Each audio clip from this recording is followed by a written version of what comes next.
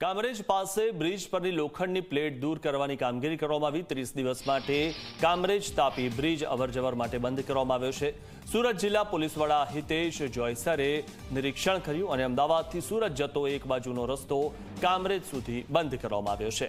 વૈકલ્પિક માર્ગ તરીકે એક્સપ્રેસ વે પર વાહનોને હાલમાં ડાયવર્ટ કરાયા છે।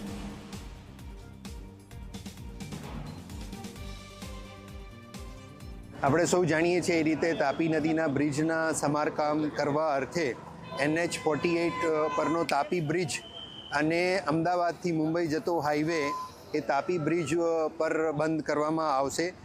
સુરત સિટી તરફ જતા વાહનો જે છે એ રાજ હોટલ મેક્સિમમ ત્યાં સુધી જઈ શકશે હાલની ગોઠવણ પ્રમાણે। ત્યાંથી એમણે રાઈટ ટર્ન લઈ અને પછી ગલા થઈ ગલુડી થઈ અને એ બાજુના વિસ્તાર સચિન હજીરા એ બાજુ જઈ શકશે। વરાછા બાજુ પણ એ બાજુથી જ જઈ શકશે।